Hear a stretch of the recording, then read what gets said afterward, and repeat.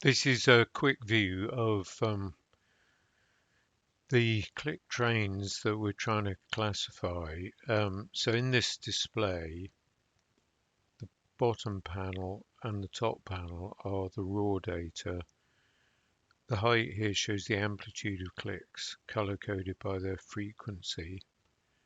Um, and this shows the clicks per second derived from the gap between successive clicks. Here in the process data, that is the gap between clicks that have been deemed by the algorithm to be in a click train. So this one's, and they're colored by which train they belong to. So that's correct. This one here is incorrect. You can see it's that actually, well, maybe it isn't. Maybe it's that slower click train in there. Anyway, um, and the way I've got it set up is to show at least screens that are about 3.8 seconds long with at least 512 clicks in it. So nearly all of them contain some social click trains. And as we go through, yeah, this is definitely sort of social stuff. It's very fast. It's got these kind of ripples. Um, Here's more of something rather similar. Um, these are again clicks that are very unlikely to be anything other than social.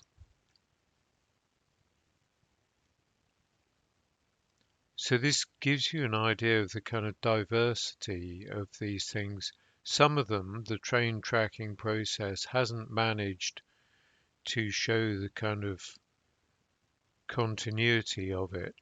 Um,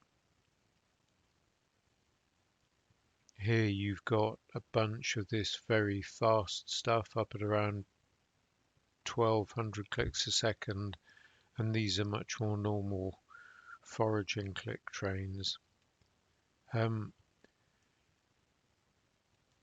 so I'm just stepping through, and basically there's lots of different shapes here. Um,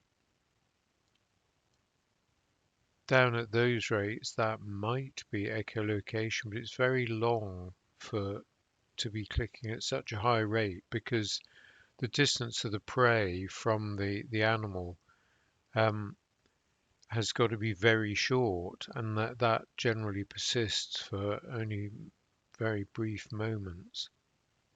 And at these very high click rates, the prey's actually got to be within the animal's beak anyway, so that they have to be social. I'm just going to put this up to a higher number here. Yeah, more of these. So the task is it possible to provide any sort of characterization and grouping of these click profiles? Um, it looks like a very difficult task to me, um, but you can see that there are some sort of these these wiggles are kind of frequently present, but in somewhat different variations. And quite often you get a rise at the start um, and a fall at the end. Um,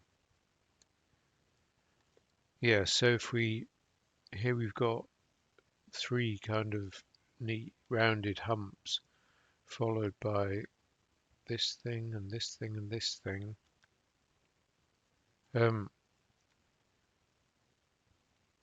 the same kind of thing, but with much more normal click trains. Okay, so it seems like a monstrously difficult task, and whether it really is going to be sort of amenable to any um, kind of off-the-shelf kind of mathematical approach, I really don't know. But that's the problem.